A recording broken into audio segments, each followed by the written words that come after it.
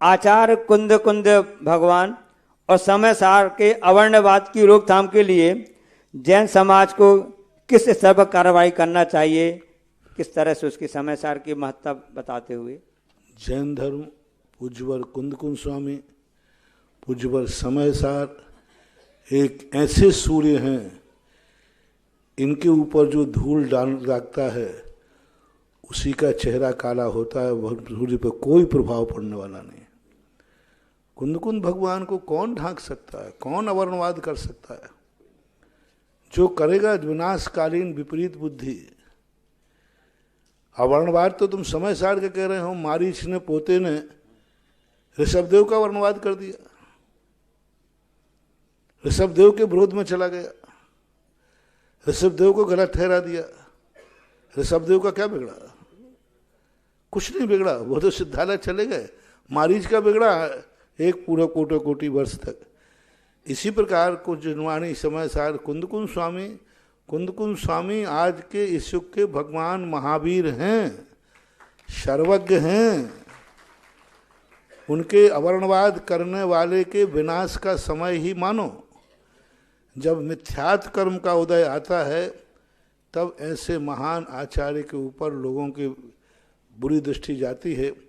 विनाश के समय कभी भी भूल करके भी कुंद जैसे महान शक्ति के ऊपर अपन को कभी विकल्प ही नहीं करना। और जो विरोध कर रहे हैं, कुंद स्वामी वो हाथी हैं, इनको देखकर ना जाने कितने कुत्ते भौंकते रहते हैं। भौंकने दो, कुत्तों की केयर मत करो, ये भौंकते भौंकते थक जाएंगे। और तुमने देखा है 20-25 सालों में देखा है कितने कुत्ते भौंकते भौंकते ऊपर चले गए, कुछ थक गए, उनकी गले की आवाज ही खत्म हो गई। लेकिन सूर्य आज भी ज्यों का त्यों चमक रहा है। सूत्र कल भी जैसा था, आज भी और कल भी वैसा रहेगा, कुछ फर्क नहीं पड़ा।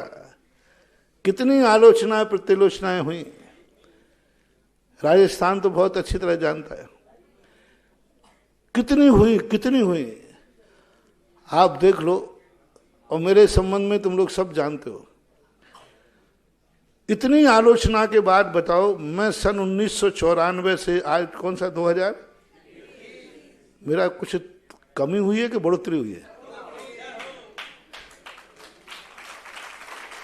क्या बिगाड़ लिया? कुछ नहीं किया, वे कुत्ते ही बिगड़ गए। कोई फर्क नहीं पड़ता महानुभाव। जब हम शरीर के छोटे से जो कुंद स्वामी की चरणों की धूल है, इसी धूल का ही कुछ नहीं बिगाड़ पाए, तो कुंद स्वामी जैसी महाशक्ति का कौन क्या बिगाड़ पाएगा? कुंद स्वामी का समय सार साक्षात जिनेन्द्र देव की वाणी है। कुंद स्वामी साक्षात कलिकाल सर्वज्ञ है। आज उनसे बड़ा सर्वज्ञता का प्रमाण पत्र हमारे पास नहीं है। आज कुंद स्वामी नहीं होते तो आज दिगंबरत्व खतरे में पड़ जाता, ध्यान रखना। सबसे पहले कुंद स्वामी हैं जिन्होंने दिगंबर धर्म की रक्षा की, जिन्होंने स्पष्ट घोषणा की, नबी सिद्धि बत्थ धरो जहा भी हो तिथैरो नग्गो विमुख बंगो शेषा उमज्ञा होंती।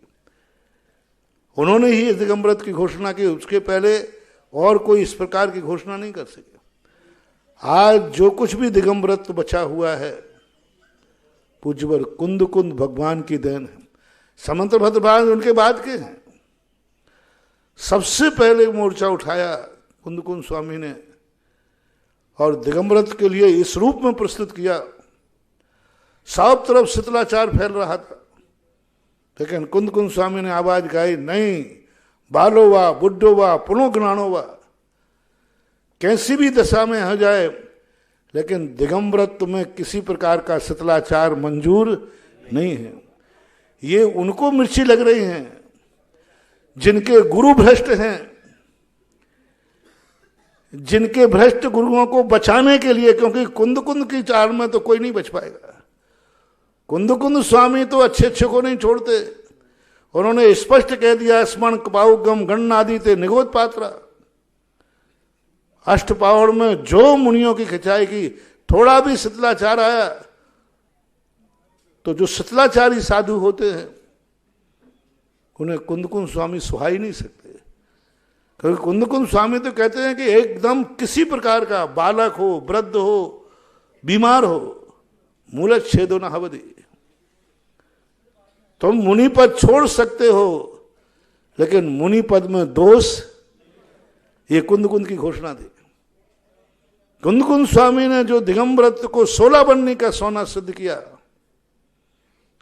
और कुंद स्वामी ने जिस मुनि दशा को प्रकट किया, आज के सदाचारी मुनि कुंद को क्यों पसंद करेंगे?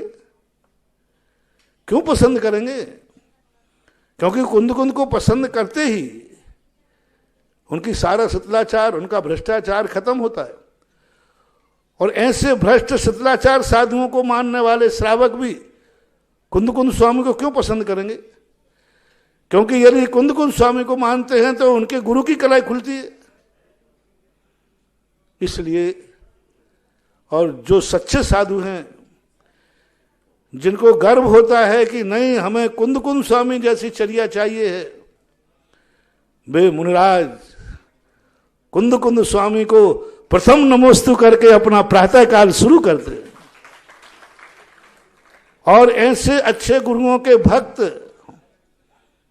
अपने गुरुओं में शिथिलाचार देखना पसंद नहीं करते, बल्कि ये भावना भाते हैं कि हमारे गुरु की चर्या इतनी निर्दोष हो, इतनी निर्दोष हो जैसी कुंद स्वामी चाहते हैं।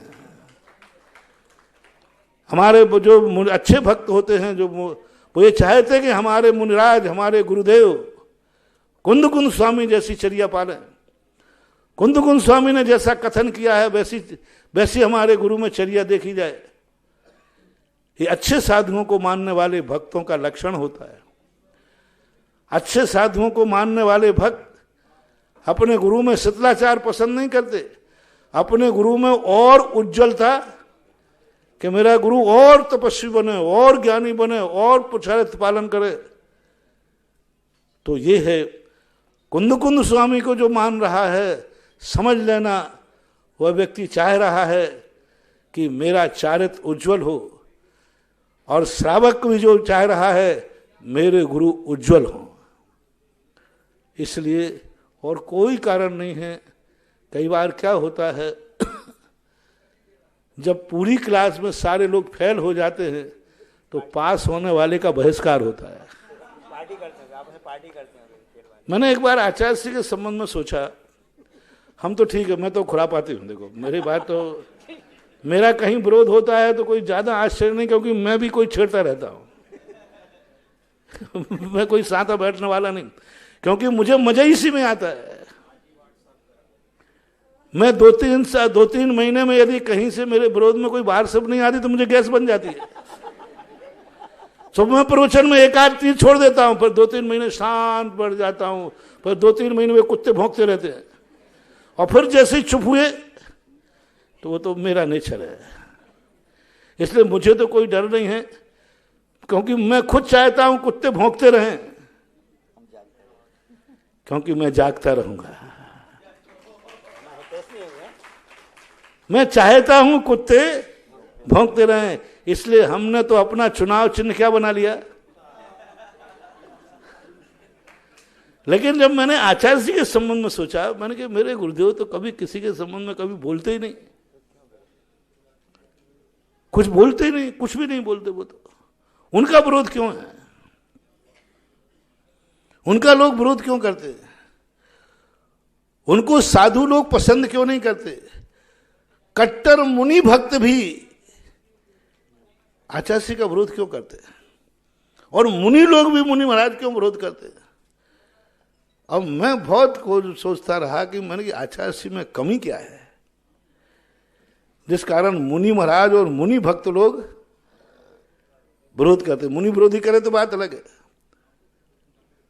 क्योंकि आचार्य जी के मुनि भक्त लोग बहुत, तो मैंने बहुत सोचा कि आचार्य जी में, लेकिन मुझे तो कोई कमी दिखी नहीं, आज तक नहीं दिखी।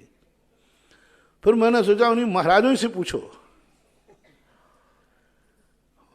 तो मैंने 2-4 महाराजों से पूछा, मैंने कि ये बताओ, मेरे संबंध में नहीं पूछ रहा हूं कि मेरे में क्या कमी है, मैंने कि मेरे आचार्य से बताओ तुम क्या बात है, क्या कमी है। तो महाराज ने कहा, महाराज जी सबसे बड़ी कमी ये है कि उन्होंने इतनी अच्छी चर्या पाल के दिखा दी कि अब उस गांव में जाते हैं तो कोई मुझे नमोस्तु भी नहीं करता। लोगों ने कमंडल में पानी देना बंद कर दिया, लोग मुझे मुनि मानते ही नहीं। मैंने क्यों? क्योंकि वो उन्होंने अच्छी चर्या देख ली ना। अब मेरी चर्या देखते हैं वो तो उनको पसंद नहीं आती। मेरे पास मोबाइल है, मेरे पास लैपटॉप है, मैं पंखे में बैठता हूं, मैं कूलर में बैठता हूं, अब लोग मुझे कहते हैं तो भ्रष्ट मुनि है।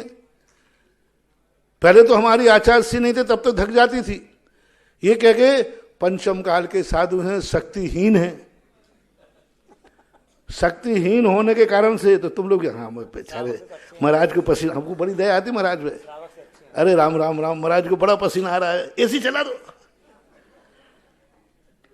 लेकिन जब लोगों ने देखा कि आचार्य विद्यासागर भी पंचम काल में जन्मे के चौथे काल में, पंचम काल में जन्मे वाले आचार्य श्री जब बिना एसी कूलर के रह सकते हैं तो तुम क्यों नहीं, ये लांछन मुझे आचार्य विद्यासागर महाराज के कारण सहन करना पड़ता है। आचार्य श्री की चर्या देखने के बाद कोई दूसरे साधु की चर्या पसंद ही नहीं करते। तो मैंने क्या चाहे, तो बोले आचार्य श्री को अपनी चर्या में थोड़ा सतलाचार लाना चाहिए, हम लोगों पर दया करना चाहिए।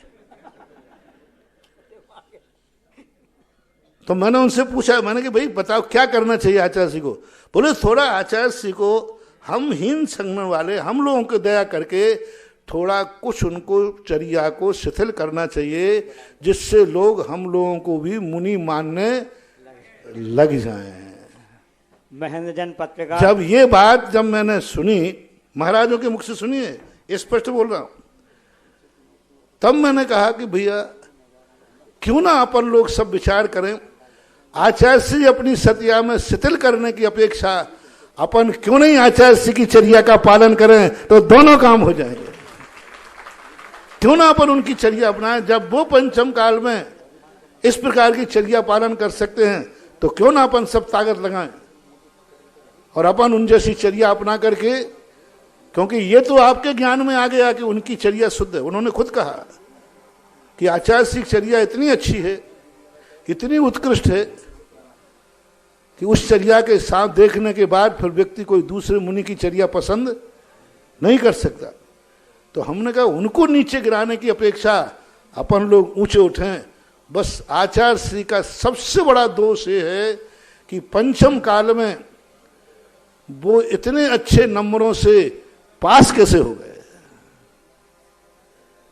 बस ये गलती है, क्योंकि क्लास में फेल होने वालों का बहुमत ज्यादा है, तो फेल होने वालों की तो पार्टी चलती है और पास होने वाले का बहिष्कार होता है। लेकिन फेल होने वाले पास होने वाले का कितना ही बहिष्कार कर दें, अंत में जब कोई इंटरव्यू होगा तब वो बहिष्कार काम नहीं आएगा, वो पास का सर्टिफिकेट ही काम आएगा। कितने बहिष्कार कर लो, क्या फर्क पड़ने वाला है। जब किसी अच्छे IAS ऑफिसर का भाई वो इंटरव्यू होगा तो वो बहिष्कार काम देखा जाएगा वहां या उनके नंबर देखे जाएंगे। बस इसी प्रकार से जब कर्मों का बंध और प्रभाव स्वभाव देखा जाएगा, उस समय आचार्य श्री की चर्या ही काम आएगी, तुम्हारी निंदा उनका कुछ भी नहीं बिगाड़ पाएगी। इसलिए रे महानुभावों, यदि कुंद कुंद स्वामी नहीं बन सकते हो, आचार्य विद्यासागर महाराज नहीं बन सकते हो, तो कम से कम उनकी चर्या को अपने जैसे शिथिलाचार बनाने का भाव तो मत करो। कुंद कुंद स्वामी को कोई फर्क नहीं। मेरा दावा है, जो कुंद कुंद स्वामी के ऊपर लांछन आएगा उसी का मुंह काला होने वाला है। कुंद कुंद स्वामी जैसे सूर्य का जब तक अच्छे मुनियों के नाम से, जब से अच्छी मंच से कुंद कुंद स्वामी की जय जयकार बोली जा रही है, तब तक कुंद कुंद स्वामी के नाम को कोई द्रोहित कर नहीं सकता।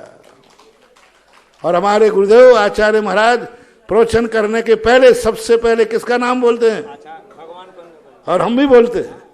और जब तक इन आचार्य महाराज के मुख से कुंद कुंद की जयकार बोल रही है, तब तक कितनी निंदा करने दो, कोई फर्क नहीं पड़ता। वो कितने ही करें, यहां से एक आवाज ही काफी है सारे लोगों के लिए कुंद कुंद के प्रति नमोस्तु करने के लिए।